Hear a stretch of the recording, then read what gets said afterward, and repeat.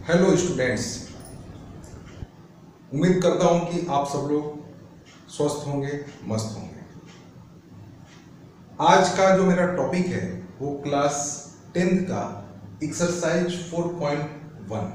मैं एक ही वीडियो में पूरी कोशिश करूंगा कि 4.1 एक्सरसाइज को एक ही वीडियो में सॉल्व करूं, ठीक है। अब इसके लिए आपको शुरू से लेके अंत तक इस वीडियो को देखना है, तभी ये जाकर के समझ में आएगा। क्योंकि टॉपिक ही आप जानते हैं, जो लीनियर इक्वेशन है वो 2 वेरिएबल्स का है। तो 2 वेरिएबल्स, अब तक आपने जो भी पढ़ा वो 1 वेरिएबल था।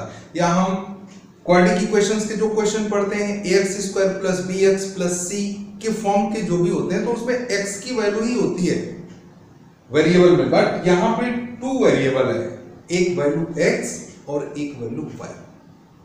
तो 2 वेरिएबल अगर क्वेश्चन है तो उसको हम एक ही इक्वेशन से सॉल्व नहीं कर सकते। उसके लिए हमें 2 इक्वेशन चाहिए, जिसका आपको डिटेल क्लास 10th में पढ़ना है।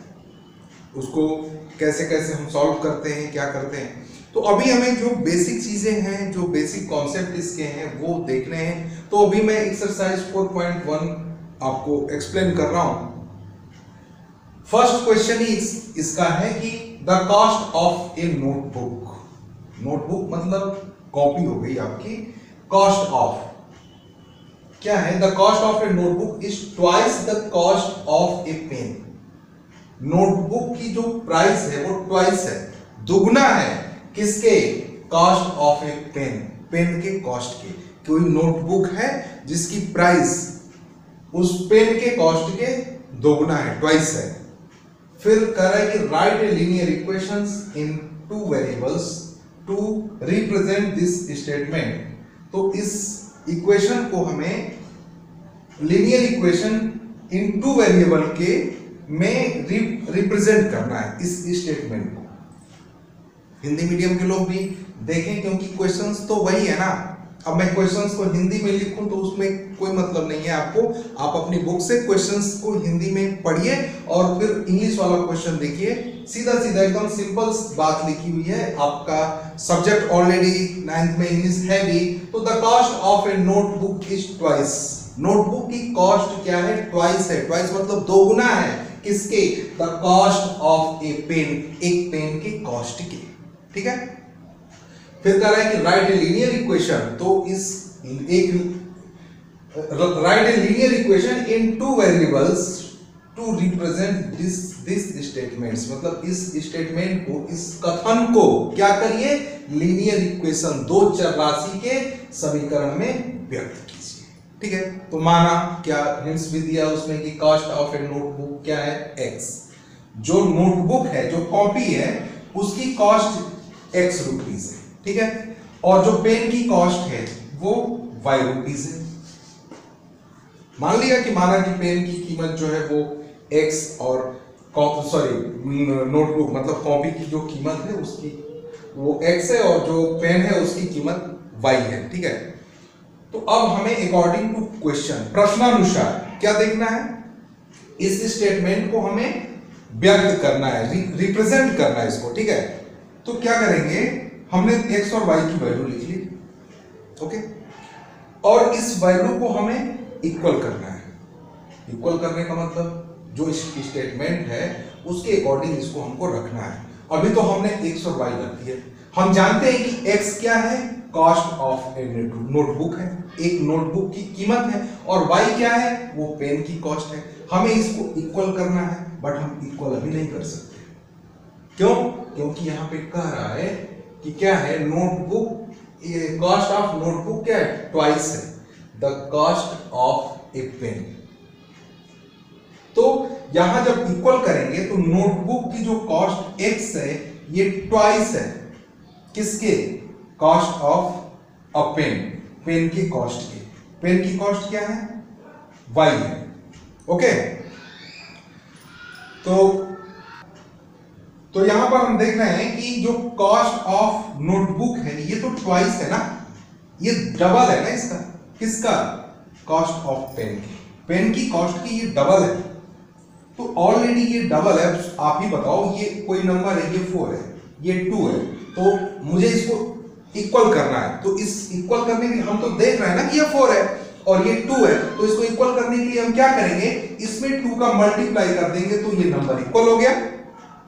जस्ट यही काम यहां करना है हमें। इस कॉस्ट में जो पेन की कॉस्ट है इसमें 2 का मल्टीप्लाई करना है, क्योंकि जो नोटबुक की कॉस्ट है ये ट्वाइस है किसके, पेन की कॉस्ट के। जो कलम की कीमत है उसकी कीमत के नोटबुक की कॉस्ट ट्वाइस है, डबल है। अब ये दोनों इक्वल हो गया। अब यहां से हम 2y की जो वैल्यू है उसको x की तरफ ले आते हैं, x minus 2y equals to 0, और इस तरह से यहां पर हमारा ये, इसको मैंने लीनियर इक्वेशन इन 2 वेरिएबल में रिप्रेजेंट कर दिया और यही हमारा इसका आंसर हुआ। ठीक है, तो अब ये हमारा क्वेश्चन नंबर 1 कंप्लीट हुआ, ये इसका आंसर हुआ। और अब इसमें कोई भी बात अगर समझ में नहीं आती है तो आप वीडियो के कमेंट बॉक्स में जरूर बताइएगा, तो फिर मैं कोशिश करूंगा कि पूरी तरह से आपकी मैं मदद कर सकूं। अब हम देखेंगे क्वेश्चन नंबर 2। अब हम देखेंगे क्वेश्चन नंबर 2, एक्सरसाइज 4.1 का ही क्वेश्चन नंबर 2। अब इसमें क्या है, express the following linear equations in form ax plus by plus c equals to 0। ठीक है, कह रहा है and indicate the value of a, b and c in each case. ये इक्वेशंस दिए हुए हैं, इनको हमें पहले ax plus by plus c के फॉर्म में लिखना है और इसके बाद हमें a, b और c की वैल्यू फाइंड करनी है। ओके, 3। तो हम देख रहे हैं यहाँ पे कि जो भी क्वेश्चंस हैं ये 1 से लेकर के 8 तक क्वेश्चंस दिए हुए हैं। ठीक है, तो फर्स्ट अगर हम लेते हैं इसमें फर्स्ट पार्ट इसका, तो फर्स्ट हमारा है 2x plus 3y equals to 9.35 और ये 12। ठीक है, तो पहले तो हमें क्या करना है, इसको ax plus by plus c equals to 0 के फॉर्म में इसको लिखना है। तो हम इसको लिखते हैं 2x प्लस 3y माइनस 9.35 बार इक्वल्स टू क्या, 0। अब हमने इसको लिख दिया। ठीक है, अब देखते हैं जो x का कोफिशिएंट है 2, ये a की वैल्यू, क्योंकि ax, ये देखें ax, तो यहां a की जगह पे क्या है 2 है, तो ये x के साथ है, तो ये x, a जो है x का कोफिशिएंट है, तो a इक्वल्स टू क्या हो गया 2, b इक्वल्स टू 3, और दोनों वैल्यू पॉजिटिव है इसलिए मैंने कहीं माइनस का जिक्र नहीं किया, but c equals to minus 9.35 बार। ओके, तो ये हो गया फर्स्ट पार्ट इसका। सेकंड देखें, सेकंड पार्ट में हमें क्या करना है, x minus y upon 5 minus 10 equals to 0। Already ये लिखा हुआ है, ये ax, ये by और ये c के फॉर्म में ऑलरेडी लिखा है, हमें कुछ करना ही नहीं है। अब यहाँ कुछ नहीं लिखा है, बट a का जो कोफिशिएंट है ये तो 1 यहाँ है x के साथ में, तो हम यहाँ पे लिखेंगे a इक्वल्स टू 1। एंड अब b की वैल्यू को ध्यान दें, ये y के साथ में क्या है 1/5, तो minus 1/5 and c equals to minus 10। तो देखें a, b और c सबकी वैल्यू हमने डिफाइन कर दिया। ओके, अब इसके बाद हम थर्ड वाले को देखें अगर, तो थर्ड वाले में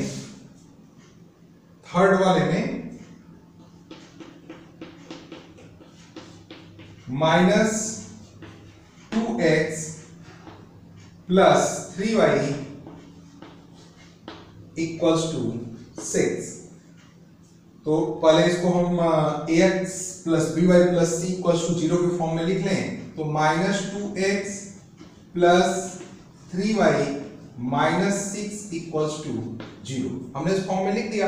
अब यहां से हम जो भी इनके कोफिशिएंट्स हैं उससे हम फाइंड करेंगे वैल्यू। ये a की वैल्यू है, ये b की वैल्यू है, ये c की वैल्यू है, a equals to -2, b equals to 3 and c equals to -6। एकदम इजी क्वेश्चंस हैं। पूरी उम्मीद कर रहा हूं कि आपको पूरा क्वेश्चन समझ में आ रहा होगा। Question number 4, four question, x equals to 3y है। अब आपको थोड़ा सा यहाँ पे ध्यान देना है, जो ax plus by plus c की वैल्यू है, इसमें x और y की वैल्यू तो दिख रही है, तो दोनों को एक जगह कर लेते हैं। x माइनस 3y प्लस कुछ नहीं है यहाँ पे c की वैल्यू कुछ नहीं है, तो हमने इक्वेशन बनाने के लिए इसकी वैल्यू 0 ले ली। 0 को इसमें ऐड करेंगे, बात तो वही होगी, इससे इसकी वैल्यू पे कोई फर्क नहीं पड़ रहा है। तो यहाँ पे x minus 3y plus 0 equals to 0। ठीक है, अब यहाँ से हमें वैल्यू ABC की फाइंड करना आसान हो गया, यानी a इक्वल्स टू x का coefficient 1, b equals to y का coefficient -3 and c equals to 0। तो हम देखते हैं a b c तीनों की वैल्यू आपके सामने है। स्क्रीनशॉट ले लीजिए आप, क्योंकि फिर तो बोर्ड छोटा है और इसको मैं भी मिटाऊंगा और फिर आप अपने कॉपी में उसको आराम से कर सकते हैं, समझ सकते हैं। ओके, अब देखिए क्वेश्चन नंबर 5, इसी का 5, 2x equals to -5y। Same question है, यानी इस y को इधर ले आएंगे और चूंकि c की वैल्यू दिया नहीं है तो उसकी वैल्यू को हम 0 कर देंगे, यानी 2x plus 5y plus 0 equals to 0। एकदम आसान, a b और c की वैल्यू दिख रही है, यानी a equals to 2, b equals to 5 and c equals to 0। ठीक है, सारी वैल्यू आपके सामने दिख रही है। अगर 6 की हम बात करें, 6 की, तो 3x प्लस 2 इक्वल्स टू 0। अब देखिए, ये थोड़ा सा आपको देखने से लग रहा होगा कि कुछ अलग क्वेश्चन है, तो अलग है तो उसको हम देखते हैं क्या अलग है इसमें। यहाँ पे इसको पहले हम ax plus by plus c के फॉर्म में लिख लें, तो हम लिखते हैं इसको 3x प्लस, अब y की वैल्यू तो कुछ नहीं है, लेकिन ऐसा हमें y की वैल्यू इसमें इंडिकेट करना है कि इसकी वैल्यू पे कोई फर्क नहीं पड़े, यानी 0 into y plus 2 equals to 0। ठीक है, अब आपको दिख रहा है ये a की वैल्यू, ये b की वैल्यू, ये c की वैल्यू, यानी a equals to 3, b equals to 0 and c equals to 2। ठीक है, एकदम सिंपल क्वेश्चन है और स्क्रीनशॉट ले लीजिए और फिर अपने कॉपी में इसको मेंशन कर लीजिए। कभी भी आप वीडियो देखते समय रफ कॉपी और पेन जरूर लेके बैठिए, ताकि उसमें कोई ऐसी बात आए, ऐसे पॉइंट्स आए तो आप तुरंत उसको मेंशन करिए। ठीक है, अब हम देखेंगे क्वेश्चन नंबर इसका 7 और 8। ठीक है, तो क्वेश्चन नंबर 7 और 8 के लिए हम देखते हैं कि y, क्वेश्चन नंबर 7, इसका 7 पार्ट, y -2 इक्वल्स टू 0। ये भी वैसे ही क्वेश्चन है, यहां आप देखते हैं x की वैल्यू तो दिया नहीं है, क्या करेंगे हम अपने से रखेंगे 0 इंटू एक्स, ताकि 0 में x का मल्टीप्लाई करेंगे तो 0 हो जाएगा, और प्लस y -2 इक्वल्स टू 0। ठीक है, देख रहे हैं a की वैल्यू यहाँ दिख रहा है, x का कोफिशिएंट 0, मतलब a equals to 0 and b की वैल्यू कुछ नहीं है, मतलब 1 है, यानी b equals to 1 and c की वैल्यू हमको दिख रही है -2। तो इस तरह से a b c तीनों की वैल्यू आपने फाइंड किया। ठीक है, अब हम देखते हैं क्वेश्चन नंबर इसका 8, और ये है लास्ट इसका पार्ट, इसका लास्ट पार्ट है ये है 5 equals to 2x। Last part है इसका, क्या करेंगे, 5 को इधर ले आओ। ठीक है, कुछ लोग अगर 2 को इधर ले आएंगे तो सिंबल का थोड़ा सा वो दिक्कत आएगा, लेकिन कोशिश यही करें कि जो c वाली वैल्यू है उसी को हम एडजस्ट कर लें, यानी हम इसको लिख सकते हैं 2x minus 5 equals to 0। 2x minus 5 equals to 0। अब यहाँ y की वैल्यू तो कुछ दिख नहीं रही है, क्या लिखेंगे, 2x plus 0 into y। -5 equals to 0।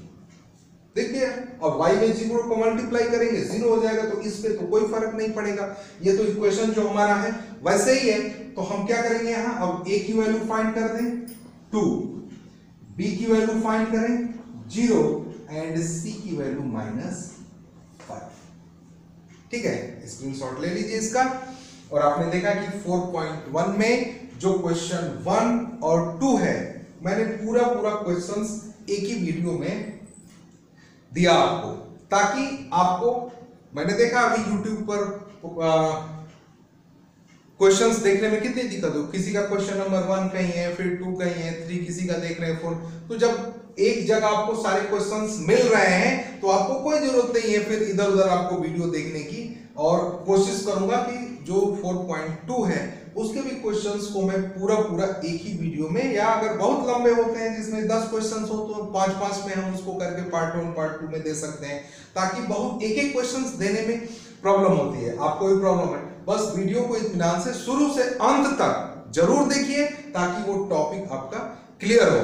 और जहां भी जिसको दिक्कत आती है कमेंट बॉक्स में कमेंट जरूर करिए। अगर आपने वीडियो को अब तक लाइक शेयर और सब्सक्राइब नहीं किया है तो जरूर करिएगा, ताकि मैं आगे की जो भी वीडियो आप अपलोड करूंगा उसका नोटिफिकेशन आपको तुरंत पहुंचेगा और आपको उसका फायदा होगा। ठीक है, और अपने सब्सक्राइब करिए, ज्यादा से ज्यादा लोगों से कराइए भी। ओके, ठीक है, फिर मिलते हैं।